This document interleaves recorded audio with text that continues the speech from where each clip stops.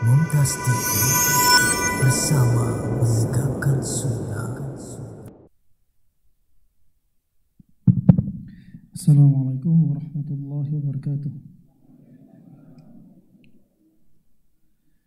Alhamdulillah wassalatu wassalamu ala nabiyyina Muhammadin sallallahu alaihi wa ala alihi wa ashabihi ajma'in, amma ba'd.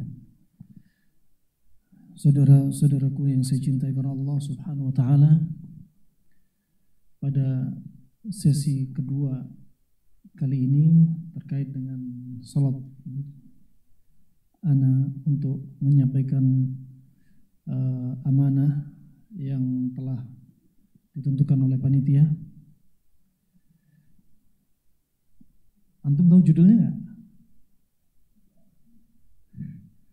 Judulnya itu ada tulisannya itu, live group aja deh. Nah, judulnya Biker unik-unik.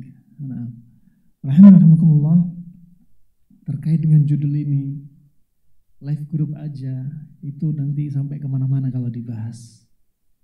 Kita ini kan punya pertemanan, komunitas. Apapun komunitasnya, ketemu dunia maya, ketemu dunia nyata, ya pasti ada masalah. Nah, dan dunia maya biasanya lebih sensi dibanding dunia nyata. Karena dunia maya nggak ada ekspresi, ya ngomongnya padahal maksudnya bukan yang digambarkan di otak, seperti yang dia bayangin.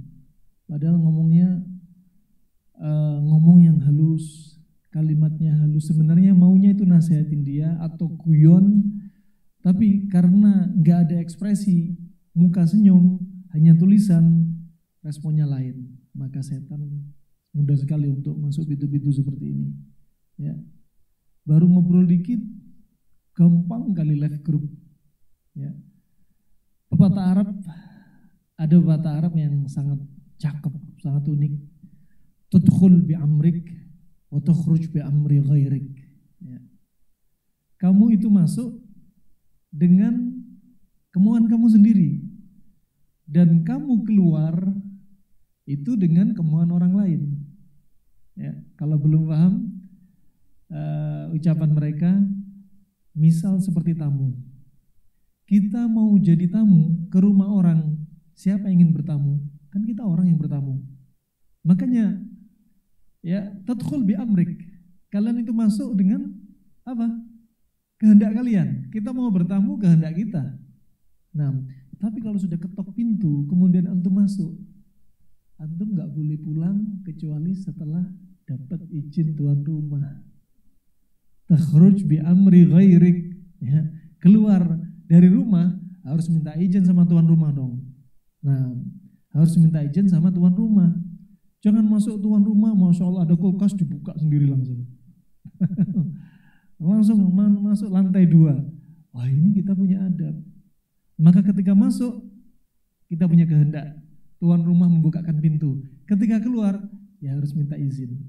Nah, sama, antum ketika masuk grup, antum kepingin kadang masuk grup, ya dimasukin ke dalam grup, ya kemudian tiba-tiba ada satu hal yang gak nyenengin antum, keluar aja dari grup. Wah, ini hati-hati, gak pamit, gak apa, padahal di grup 250 orang lebih, ya keluar begitu saja. Sebelumnya sering ngobrol, ya chatting, tiba-tiba keluar. Ini bukan adab. Nah, apapun masalahnya, ya perhatikan baik-baik. Ya, contoh, ketika antum ada masalah di grup musyawarah, ya, ada masalah sedikit tersinggung, ini hati nggak sehat. Ya, ketika musyawarah, misalkan ada pengurus, ya, ada pengurus, masya Allah ngasih masukan, masukannya nggak diterima, langsung left. Nah, kemudian subhanallah ada masukan, ya, dia ini masukannya ini apa? Masukan yang nggak cocok dengan syariat, dinasihatin, marah, left group. Ya, kemudian subhanallah diajak komunikasi, ya ingin mendapatkan satu tujuan, ternyata apa? ternyata dia gagal paham dengan apa yang dimaukan dari saudaranya. Left group. Coba. Ini semua termasuk apa? Hati enggak sehat. Makanya katanya kedokteran Cina klasik, ya, sebagaimana disebutkan dalam konsep sehat sakit menurut mereka dalam kitab klasik mereka Huang Dinijing, ya, kitab perbincangan antara Kaisar Kuning Cina dengan dokternya, disimpulin di situ. Apa sih sehat? Sehat itu enak makan, enak tidur, enak perasaan. Itu penting. Jangan sampai sebelum makan minum obat sakit mah. Setelah makan minum pengencer darah, minum obat kolesterol, minum obat darah tinggi, berarti kan nggak sehat. Kemudian enak tidur. Enak tidur kalau sudah capek, sebagaimana disebutkan Ibnu Qayyim, kebiasaan Nabi kalau ngantuk dan ingin tidur tidak menahan tidurnya, langsung dibawa irama tubuhnya, langsung diistirahatkan. Kalau kita ngegas juga gitu, jangan kejar target dari Jabodetabek sampai pernah kita sampai Surabaya non-stop, gas full, ya, 1:30 malam sudah lost konsen. Ada cari hotel merah putih, delosor di hotel merah putih. Ini sebenarnya nggak sehat. Makanya touring yang sehat sesuai dengan SOP, 2 jam sekali berhenti. Kenapa? Tubuh punya hak. Kebiasaan Nabi kalau lelah langsung tidurin, jangan dipaksa. Bukan Nabi ketika lelah ngantuk, ngopi dulu dipaksa lah biar melek. Bukan berarti kopi haram atau makruh, sah kopi. Nah, jangan diartikan haram makruh. Artinya apa? Kalau tubuh capek, istirahatin, itu obat sesuai apa? Ritmenya tubuh, istirahatkan aja. Nah, naik motor ngantuk 5 menit, 10 menit aja. Walaupun tanpa tidur, hanya istirahat, sudah nyaman banget. Walaupun menjemin mata 1 menit, 2 menit, udah nikmat. Bisa ngegas lagi 1 jam, 2 jam. Diturutin, akhirnya apa? Naik motor sambil merem, sambil mimpi, I believe I can fly. Gitu. Ya fly-nya sudah masuk, nanti masuk God. Syukur I believe I can fly, masuk surga gitu kan. Nah, nasallallahu ya. Rahimakumullah jami'an. Wah, ini tidur itu yang nyaman, enak, ya. Tidur nyaman apa? Enggak ketika tidur, ya Allah, pipis-pipis terus. Berapa kali kamar mandi? Atau sebelum tidur minum obat pengantar tidur. Nah, ini berarti enggak normal, ya. Tidur yang normal enggak seperti ini, berarti apa? Enggak sehat. Berarti enggak sehat. Nah, orang kalau malamnya sering pipis, ciri-ciri ginjalnya sudah lemah. Ya, nggak sehat nih. Nah, makanya ketika touring usahakan makanan minuman instan, instan kebalik. Jangan makan minuman instan. Nah, jangan makan minuman instan. Tapi ingat ya, makanan minuman instan bukan haram. Dari sisi terbaik apa? Diminimalisirlah. Buktinya makanan minuman instan nomor 1 yang paling berperan ketika ada bencana. Mereka yang paling turun tangan. Bukan ahli herbal, ya, bukan makan minuman herbal. Yang pertama kali apa? Mie instan sampai 1 dus. Ada gempa bumi, ada tanah longsor, banjir. Coba yang turun tangan pertama kali berperan, bukan apa? Bukan timun, ya, bukan semangka. Subhanallah, mereka punya peran ternyata pada waktunya. Barakallahu fikum. Wa rahimakumullah jami'an. Nah, ini perlu diperhatikan mindset. Kemudian yang berikutnya, yang ketiga, sehat itu kalau enak perasaan. Nikmat itu baru sehat. Ya, kalau subhanallah tidur nyimpen dendam, ya, hati-hati ya. Kebiasaan kaum pria, katanya Ibnu Qayyim, syahwatnya itu meledak-ledak. Kalau suami nggak dilayani istri, perasaan antum gimana? Oh, panas kepala itu. Kadang sudah, makanya coba Nabi sudah ngingetin, idza da'a rajulun imra'atahu fi firasyi, ya, fa'abat, ya, fabata huwa ghadban la'anatha al-malaikah hatta tusbih. Ya. Nah, subhanallah, kata Nabi SAW, kalau ada seorang pria minta dilayanin oleh istrinya dan istrinya enggan, ya, kemudian malam itu suaminya dalam keadaan marah, Lihat di sini disebutkan malam. Bata itu tidur di malam hari. Menunjukkan apa? Karena manusia kalau siang itu kerja prianya di luar rumah. Kalau perempuan memang di rumah tugasnya. Jadi ibu rumah tangga, jadi wanita karir itu di rumah, bukan wanita kurir. Ya, di rumah layani suami. Itu asalnya waqarna fi buyutikun. Asalnya wanita itu diam di rumah. Sampai detik ini ya, diaman yang tempatnya masih primitif seperti tempatnya Syekh Mukbil, tempat kita belajar, jendela itu cuma 30 cm kali 30 cm jendela rumah. Itu pun tinggi. Kenapa? Biar perempuan di rumah nggak pelengok-pelengok di luar rumah. Rumah sekarang keliling kaca semua. Nah ini menunjukkan di sana dulu wanita itu dijaga. Layaknya permata dalam rumah. Jangan ada yang ngintip, juga wanita jangan banyak urusan di luar, jangan banyak terlalu keluar, itu penting. Makanya fabata ghabbana, sedang laki-laki ini dalam keadaan tidur itu nyimpen dendam karena nggak dilayani. Ya, makanya laki-laki kalau nggak dilayani dongkolnya dalam. Dongkol di dalam rumah, istrinya mungkin sudah tertidur, si laki-laki itu bisa apa? Bisa jadi nggak bisa tidur, bisa jadi yang nggak sabar, hati-hati, bisa lihat website yang nggak jelas untuk melampiaskan, hati-hati. Nah, bisa yang subhanallah suka motoran, keluar dari rumah kelayapan cari ranjang lain. Ya, syukur kalau ranjangnya halal, kalau haram, nah itu jadi masalah. Makanya malaikat apa? Melaknat dari waktu itu sampai subuh coba. Menunjukkan dosa besar. Laknat itu dosa besar. Maka wanita hati-hati. Ya. Kemudian kenapa sering disebutin malam? Karena siangnya kerja. Fitnah itu di siang hari. Kaum pria kerja di luar, nyari duit untuk keluarganya. Di depan mata banyak fitnah. Ya, banyak wanita yang berpakaian tapi telanjang. Ya, you can see, I can see you. Nah, sampai rumah, ya Allah diharamkan dari yang halal-halal. Nah makanya kata para ulama salaf, ya, aqwahum fil firash atqahum. Orang yang paling kuat di ranjang adalah orang yang paling bertakwa di antara kalian. Coba naik motor, bukan berarti ngingir terus nggak lihat depan gimana, ya, bukan berarti pakai kacamata kuda ngelihat kiri kanan. Artinya apa? Hati yang mendudukkan itu penting, ya. Ketika ada sesuatu yang haram dilihat, jangan dilihat terus. Kan katanya sekali lihat, ngelihat nggak kedip-kedip. Nah, gitu kan. Kalau yang hati kuat langsung memalingkan, ya, langsung memalingkan pandangannya.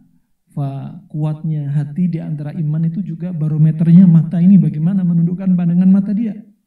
Nah, yang subhanallah kadang banyak menundukkan pandangan mata di hadapannya ketika naik motor kuat. Wow. Ketika sampai rumah ternyata lihat HP tidak kuat. Nah, wah ini jebakan-jebakan iblis memang. Ini rahimakumullah. Ya, tadi dendam sama pasangannya udah kayak gitu. Ya. Dan di malam hari itu memang subhanallah apa? Hikmahnya paling cocok untuk buat keturunan. Wah, dibahas sama Ibnu Qayyim. Kalau laki-laki nggak dilayanin sama istrinya, apa yang terjadi? Sperma itu sifatnya harun ratbun, panas lembab. Ya, sperma itu sifatnya panas lembab. Kalau laki-laki nggak dilayanin, panas lembab akan naik ke otak. Ya, lama-lama apa kata Ibnu Qayyim? Bikin penyakit was-was, bikin penyakit al-junun, kegilaan, bikin sarak, ayan. Panas nggak dilayani kejang-kejang. Belum selesai sampai di situ. Kalau panasnya ini syahwat lagi naik nggak dilayanin, akhirnya nggak ada permisi akramakumullah, sperma nggak dikeluarin. Kata Ibnu Qayyim apa? Sperma ini ya istahala ila madatin summiyatin tadurru al-jism ya idan habasa. Nah, bahwasanya sperma tadi kalau nggak dikeluarin lama-lama akan berubah menjadi unsur racun dan membahayakan tubuh dia. Keracunan sperma. Dia sendiri keracunan sperma. Nah, laki-lakinya. Kemudian subhanallah, kalau nggak dilayanin dalam waktu yang panjang, nggak juga dilayanin, ya. Apa kata Ibnu Qayyim rahimahullah? Akan menyebabkan insidat, saluran sperma sempit dan tersumbat. Makanya pada kaum wanita, kalau perawan nggak nikah-nikah, ya ada sampai perawan umur 40 tahun, jadi perawan terus statusnya, nggak mau nikah. Kadang dilarang sama ibunya, jangan nikah. Karena terlalu selektif mencari suami. Akhirnya apa? Tuba falopinya, salurannya untuk ovariumnya mengecil. Makanya sama dokter perlu ditiup. Nah, dengan alat. Ini contoh. Dan berikutnya yang disebutkan Ibnu Qayyim rahimahullah, efeknya, permisi akramakumullah ya, azakumullah, ini ilmu harus sampaikan. Innallaha la yastahyi 'anil haq. Allah enggak malu untuk menyampaikan al-haq. Apa? Taqallas dzakaru. Ya. Permisi. Itu kodibnya, ya. Terongnya jadinya mengkerut. Kenapa? Karena enggak ada darah yang ngalir ke sono untuk ngasih asupan terus. Makanya bahaya. Orang terlalu sering bahaya, orang kekurangan juga bahaya. Makanya enaknya sedang-sedang saja. Nah, kata Ibnu Qayyim, hubungan intim yang paling bagus itu ketika syahwat sedang memuncak. Kenapa? Panasnya banget, spermanya padat, gak encer, berkualitas. Tapi kalau jadikan rutinitas terlalu sering, akhirnya apa? Encer, tubuh kelemesan, akhirnya tubuh kering. Yang disebutkan Ibnu Qayyim, tubuh bisa kering. Makanya enak di tengah-tengah. Khairul amr awsatuha. Sebaik-baik perkara di tengah. Kemudian hikmah berikutnya disebutkan Ibnu Qayyim rahimahullah. Hikmah yang berikutnya yang lainnya ketika apa? Ketika hubungan intim di malam hari, potensi untuk bikin anak itu sangat besar. Kenapa? Karena selepas hubungan intim, posisi wanita tidur nggak ada pekerjaan lain.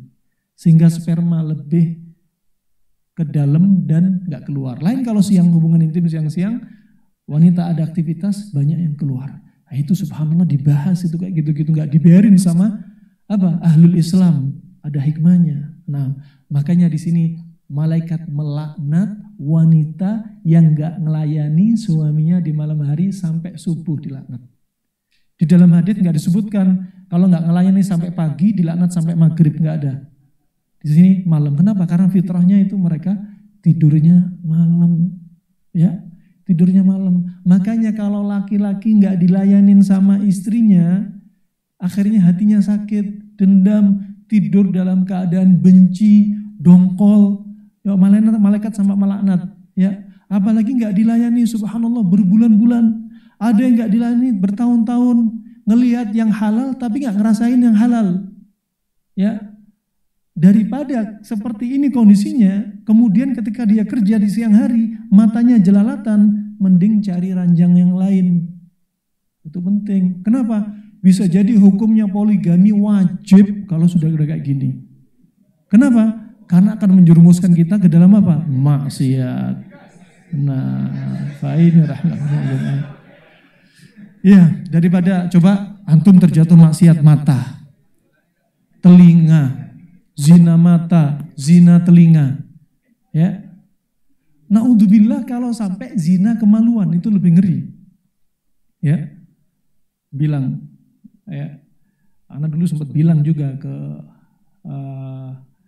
pokoknya ada seorang perempuan lah. Nah, kalau kamu nggak bisa ngelayanin aku, ingat, kamu nggak izinin aku, ingat, ya, aku nggak mau mataku berzina kepada Allah, aku nggak mau pendengaranku berzina karena Allah subhanahu wa ta'ala. Ingat, ada saatnya saya tetap gas dalam keadaan gak perlu izin kamu. Peringatan. Kalau bisa ngelayanin, syukran, jazakillah khair. Kalau gak bisa ngelayanin, ya sudah, bismillah, alafu minkum. Ya, gas duluan, curhat belakangan. Wah, Imam Syafi'i sudah ngingetin Imam Syafi'i. Kata Imam Syafi'i rahimahullah, apa? Ridwan nas ghayatun la tudrak. Ya. Kata Imam Syafi'i, ridhonya manusia adalah sesuatu yang gak mungkin didapat. Ya, gak mungkin didapat ridhonya manusia. Yang penting apa? Kita selamatkan diri kita dari api neraka. Nah, ini rahmatullah. Makanya maksudnya di sini istri-istri antum yang nyimak kajian, ya, yang kalau nggak nyimak antum sampein, ya. Karena ketika suami dipuaskan di atas ranjang, betul-betul itu bisa meningkatkan ketaatan dia sebagai vaksin, sebagai iman booster. Semakin dilayani di atas tanah yang dipuaskan, pandangan mata semakin bisa ditundukkan. Nah, barakallahu fikum. Maka kalau tidur jadi enak, baru sehat. Nah, antum coba bayangin, kalau istri antum bisa ngelayanin, istri antum dukung dalam ketaatan kepada Allah, dukung perkara urusan bisnis antum, ibadah antum, lihat, itu resep awet muda. Nah, loh iya, Nabi sudah ngajarin doa coba. Kata Nabi SAW ngajarin doa apa? Allahumma inni a'udzubika min jarin su wa min zaujin tushayyibuni qabla al-masyib. Ya Allah, lindungilah aku ya Allah, aku berlindung kepadamu ya Allah dari tetangga yang akhlaknya buruk. Coba. Nah, diulang. Nah, kemudian berikutnya apa kata Rasulullah? Ya Allah, lindungilah aku dari pasangan hidupku yang membuat uban ini keluar sebelum masa tuaku. Coba. Wah, berarti pasangan hidup itu bisa bikin uban keluar putih. Kenapa? Karena bikin stres. Nah, oh iya. Nah, bukan Om Cancan, bukan Om Cancan. Om Cancan faktor keturunan. Nah. Iya kan Om ya? Turunan kan ya, bukan masuk yang ini kok. Kalau Om Cancan betul-betul di servis, Masya Allah. Barakallahu fiik. Faktor lain. Nah, ini rahmatullah, ini contoh saja. Karena apa? Ternyata stres bikin rambut beruban. Coba Nabi nyebutin, ajarin doa. Nah, di sini menunjukkan apa? Uban keluar, kulit keriput, ya. Kemudian mata tiba-tiba kabur. Kencing manis, padahal nggak suka manis-manis, nggak suka nasi, nggak suka gula. Loh kok bisa kencing manis? Ternyata karena perasaan. Ini nggak dibahas dalam ilmu kedokteran modern. Nggak ada ceritanya orang stres kena kencing manis. Ternyata Allah sudah bahas dalam Al-Quran surat Yusuf ayat 84. وَبْيَضَّتْ عَيْنَاهُ مِنَ الْحُزْنِ فَهُوَ كَظِيمٌ. Kedua mata Nabi Yakub memutih, membuta. Karena apa? Karena sedih. Sedih kenapa? Berpisah dengan Nabi Yusuf sekitar 40 tahun.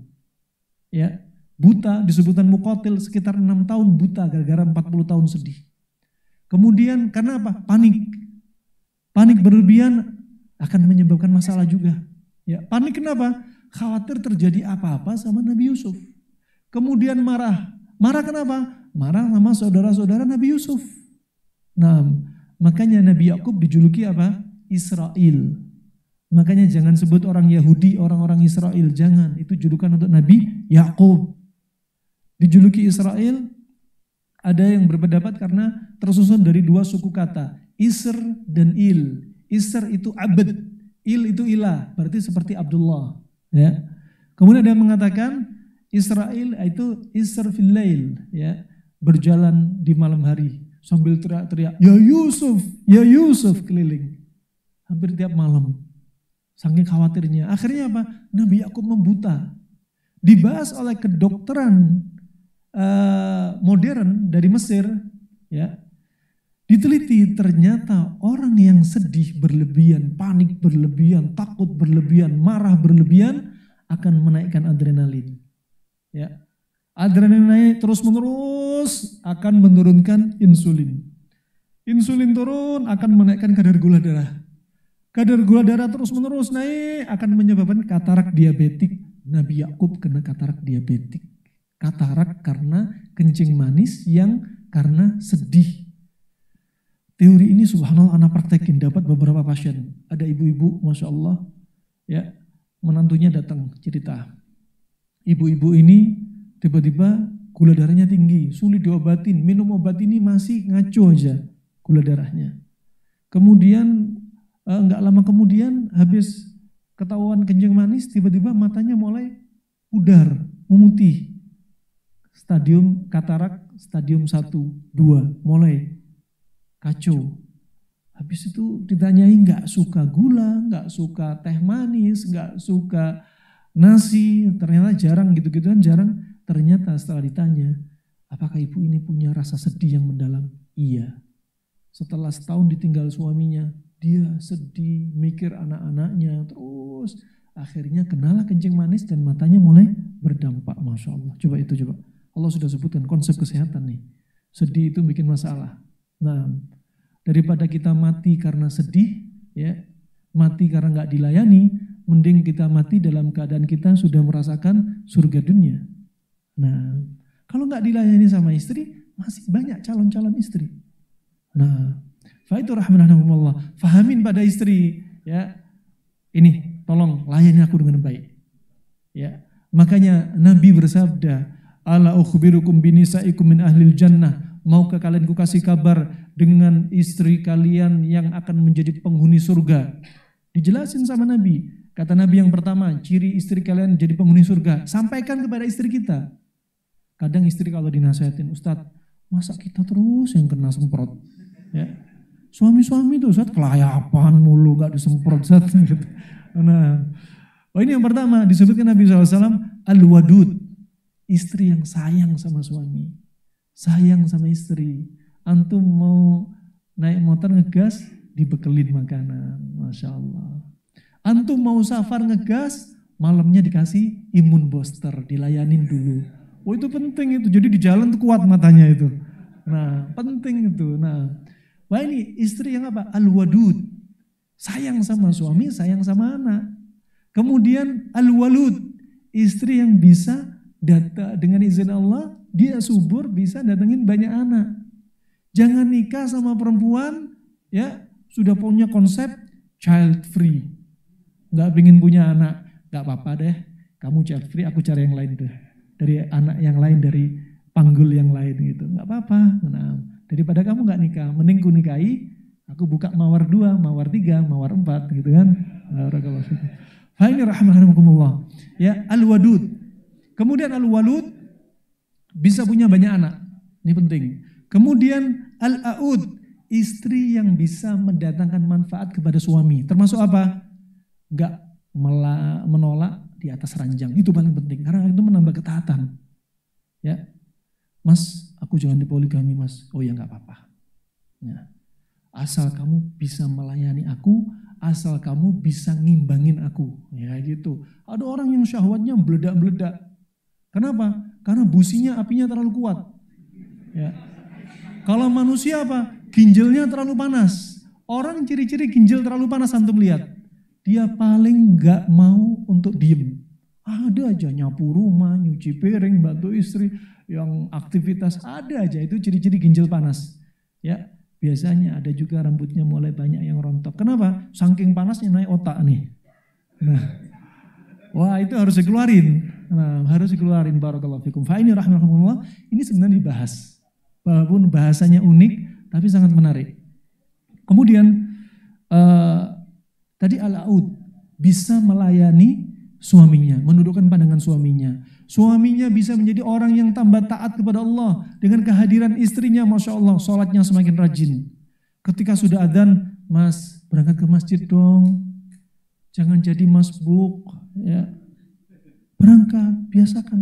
Oh itu Masya Allah, nasihat. Ini istri soleha. Ingat ya, antum jangan kasih nama anak antum dengan nama Mas Bukin. Jangan. Sholatnya nanti jadi masbuk terus nanti. Nah, kemudian alhamdulillah ini jadi istri yang bisa mendatangkan manfaat kepada suami. Ya, sampaikan pada istri untuk bisa selalu melayani. Kecuali jika ada udzur karena dia lelah, sakit, itu udzur-udzur syar'i. Ya, udzur-udzur syar'i, ya. Jadi biasanya alasan suami-suami yang nggak mau poligami alasannya apa? Biar Ustaz, anak cukupkan 1 aja. 1, yang penting rasa 4 cukup bagi saya Ustaz. Dijilat sana manis, dijilat sana ada asam-asam pedas, dijilat sana ya rasa 4 katanya. Nah, wah ini apa? Aslinya nggak mau poligami. Dalilnya istri rasa 4 gitu kan. Wah ini rahmatullah. Nggak usah dibahas poligami lah. Nanti antum lain kali Doro berikutnya nggak boleh hadir sama anak nanti. Baik, barakallahu fikum. Kemudian yang berikutnya, yang keempat, ciri-ciri wanita penghuni surga, allati idza dzulimat qalat hadza yadi fawqa yadik. Ya. Hadza yadi fawqa yadik. Ya. Seorang wanita calon penghuni surga, tiga sifat itu biasanya sudah banyak ini istri-istri kita, Masya Allah. Wadud, sayang sama kita orang, suami. Walud, bisa datangin anak, Alhamdulillah. Kemudian Laud, melayani suami di atas ranjang, Masya Allah. Yang keempat ini agak susah, 1001. Nah, apa itu? Jikalau didolimi sama suaminya, karena suami apa? Ar-rijalu qawwamuna 'alan nisa. Laki-laki itu pemimpin bagi wanita. Jadi pemimpin bagi wanita merasa di atas terus, dinasihatin sama istri nggak mau, ini salah. Gagal paham. Nah, merasa pemimpin nggak mau disalahkan, nggak mau dinasihatin. Jadi dolimin istrinya. Nah, wah jangan sampai seperti itu. Makanya tabiatnya laki-laki itu seperti pemimpin, dan pemimpin layaknya pemimpin negara itu kalau dinasehatin ada adabnya. Pemimpin negara punya kekuatan, punya pasukan militer. Cara nasehatin mereka, Nabi nggak ngajarin demo, karena itu bukan adab. Makanya tarik tangannya, ajak ngomong diem-diem, nasehatin. Atau kirim surat. Itu nasihat kepada pemimpin, bukan teriak-teriak di atas mimbar, bukan nulis-nulis artikel, bukan. Ya, mereka itu punya kekuatan, punya tank, punya pasukan. Gampang sekali untuk nyerang para pendemo. Dan mereka tabiatnya merasa kuat dan mudah untuk berbuat zalim. Sama, kaum laki-laki sebagai suami, kaum istri hati-hati. Kalau nasihatin suami, lihat waktu. Suami pulang kerja, kemanasan, mata merah, dinasehatin. Oh, keluar apinya nanti mata itu. Telinga berasap. Nah, cari waktu yang asik, tunggu dingin, habis mandi, lagi makan, ngopi, ngobrol. Bilang ke suami, Mas, aku sebenarnya mau ngomong, Mas, ada yang ingin ku sampaikan. Oh ya deh, silakan. Dadanya udah lebar. Mas, mau nggak nikah lagi? Oh, kaget kan? Oh ya deh. Masya Allah. Wah, ajib dia gitu. Serius dia. Serius, Mas. Ya Allah. Seperti mimpi di siang bolong dia gitu kan. Tapi dia, beneran nih? Bener. Tapi aku punya 3 syarat, Mas. Apa aja syaratnya, dia? Pertama, dia harus lebih taat daripada aku. Masya Allah, insya Allah bisa diusahakan dia. Terus apa lagi, Dek? Yang kedua, dia harus lebih cantik daripada aku. Ya Allah. Masya Allah. Yang ketiga, langkai dulu mayatku. Gagal dah. Rahimakumullah. Istri yang salehah, allati idza dzulimat, jika dia dizalimi, dia berkata apa? Wahai sayangku, ya, ini tanganku, aku pasrahkan pada tangan kamu. Silahkan kau apakan diriku. Aku nggak bisa memejamkan mataku tanpa ridho dirimu. Ya Allah, puitis sekali ini. Ini hadits Nabi SAW ngajarin gimana wanita yang salehah. Dizalimi bukan tambah melotot, buka matanya dia. Suami lagi marah, dibuka matanya tambah melotot. Suami marah, lidahnya tambah tajam. Bukan, ini bukan ciri-ciri wanita salehah. Nah, sampai Abu Darda, walaupun sanadnya diperbincangkan, kata Syekh Albani rahimahullah, tapi isinya sangat bagus. Kata Abu Darda, ketika cerita kepada Ummu Darda, istrinya, wah ini sahabat loh ya. Nah, ya Ummu Darda, idza ra'aitini ghadib faraddini, wa idza ra'aituki ghadba fa'ardik, wa illa lam nastahib. Wahai istriku, kalau engkau lihat aku marah, ridhoilah amarahku. Ya, ridhoilah amarahku. Sebaliknya, jika aku melihat kamu marah, aku akan meridhoi dirimu. Kalau enggak, kita enggak bisa jalan bersama. Bimbingan tuh. Nah, makanya jangan jadi suami suka baper. Istri baper, oke. Tapi kalau suami baper, jangan. Nah, suami baper. Ya, suami baper, masuk grup, udah cepat keluar. Left aja deh dari grup. Nah, baru dia ngobrol, left. Dimasukin lagi, mau ngomong lagi. Ada masalah dikit, left lagi. Masukin lagi, left lagi. Dan gak ada habisnya. Syuf, positive thinking selalu. Nah, jangan sampai kita tidur dalam keadaan kita dendam. Tidur dalam keadaan kita benci, cepat tua. Nah, cepat tua, bikin enjoy. Ya, hidup dunia sekali dinikmati. Nikmati hidup dan ketaatan sama Allah dengan kesabaran. Ya, barakallahu fikum.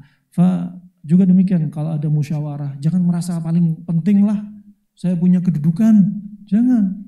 Ketika ada masalah ya di grup, tetap jaga lisan dari mengucapkan kata-kata kotor. Jaga lisan untuk mengucapkan kata-kata enggak pantas, kata-kata sebelum hijrah, ya disebutin nama-nama hewan, jangan.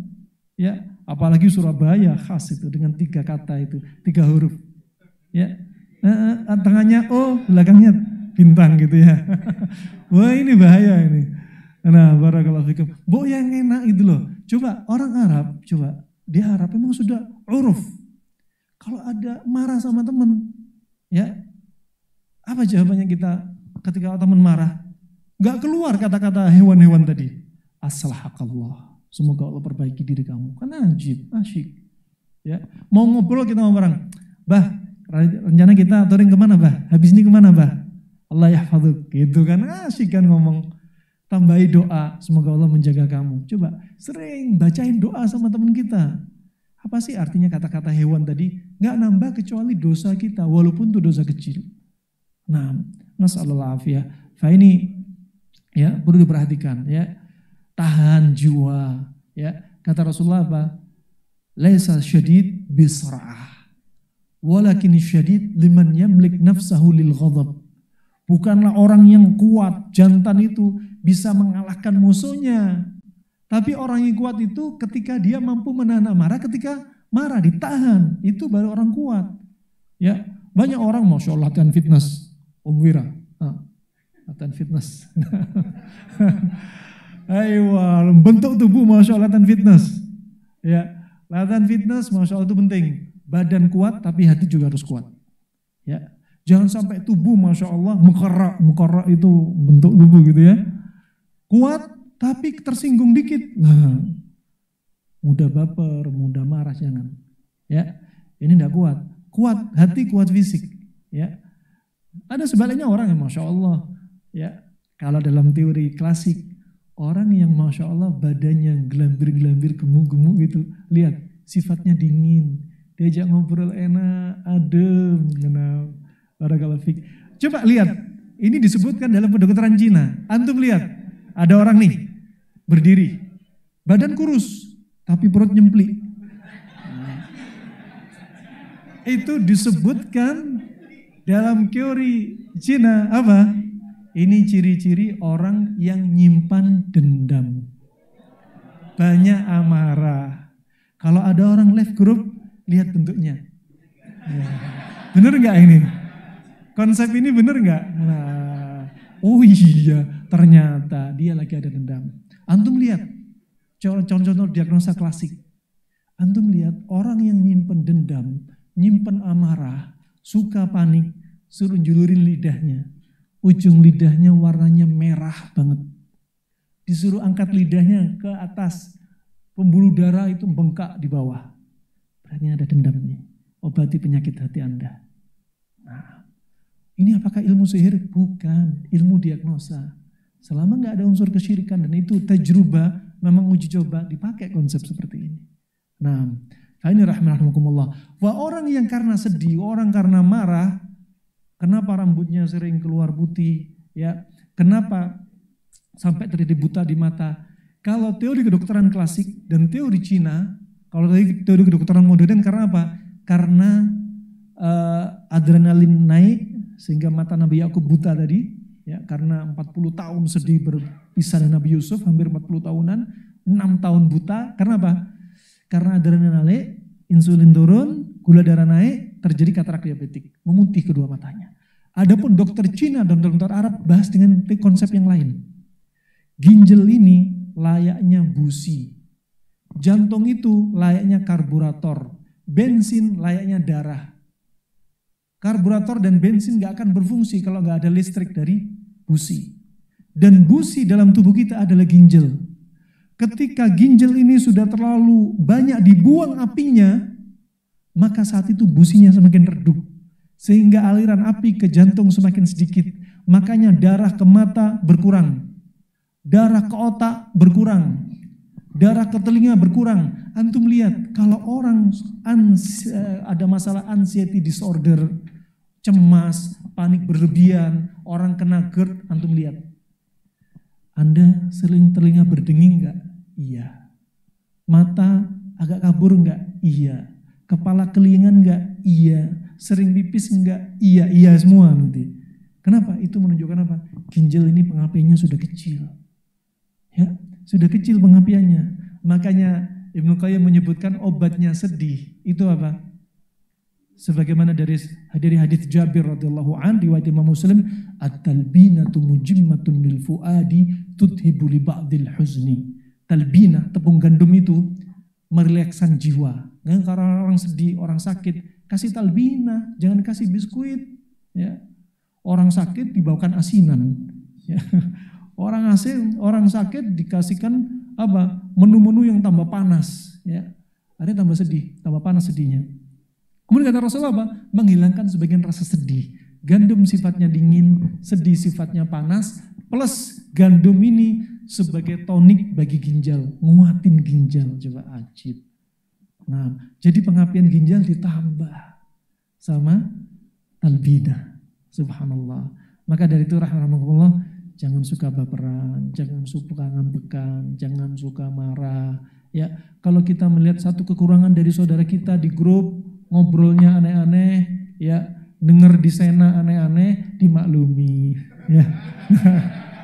Lihat kebaikannya yang begitu banyak daripada satu yang bikin antum nggak suka. Lihat kebaikannya, ya Allah dia melayani kita, masya Allah, baiknya ya Allah. Nah, kalau satu yang nggak suka, jangan subhanallah jadi besar-besarin. Jadinya apa? Udah cepat pisah. Kalau kita mau cari teman yang perfect, nggak akan kita punya teman. Ya, ana punya kekurangan, teman-teman antum juga punya kekurangan. Jangan lihat kekurangan, lihat kebaikannya yang sudah mendatangkan kebaikan pada antum itu banyak, bagaikan lautan. Jangan gara-gara satu tetes kejelekan saudara kita dijadikan satu tetes ini apa? Dijadikan tetesan yang sangat banyak. Jangan lupain tuh semua dah. Nah, ada kejelekan, ada keburukan. Ya, kalau saat ini kita punya salah, kita juga taubat. Kita punya dosa, kita juga punya apa? Ampunan dari Allah Subhanahu wa taala. Nah, fa itu rahman rahimakumullah. Udah ya, sampai jam 9 ya. Cukup ya. Ada tanya jawab. Nanti malam. Taib. Insyaallah itu saja. Nah, kajian poligami yang mau ikut nanti harus balik ke Tasikmalaya. Kita ada kajian poligami. Fadhol yang mau ikut. Ikut gas dulu sana. Insyaallah itu aja yang bisa Ana sampaikan. Harap dimaklumi atas segala keterbatasan Ana. Jika ada salah ucap dari Ana, kasih udzur. Ya. Jika ada benarnya dari Allah semata. Sekali lagi, kajian itu bukan niat nyindir siapapun. Kajian itu untuk diri Ana pribadi. Untuk si penasehat dulu, untuk menyampaikan nasihat, baru untuk antum silahkan dikonsumsi. Ya. Kalau ada masalah, hilangkan masalah di antara kita. Salah ucap atau perbuatan alafu minkum, ya, jika benar dari Allah Subhanahu wa taala, semoga Allah jadikan kita orang-orang istiqomah selalu dan Allah wafatkan kita dalam keadaan husnul khatimah. Ingat, antum doa untuk minta husnul khatimah. Kenapa? Iblis paling benci dengan orang yang diantaranya selalu ingat dengan akhir hayatnya agar ditutup dengan penutupan yang baik. Kenapa? Karena orang yang seperti ini selalu ingat sama Allah.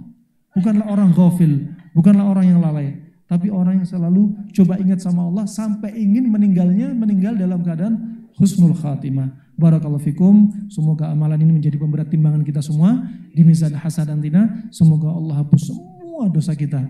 Amin ya rabbal alamin. Wabillahi taufiq wal hidayah. Subhanakallahumma wa bihamdika asyhadu an la ilaha illa anta astaghfiruka wa atubu ilaik. Wassalamualaikum warahmatullahi wabarakatuh.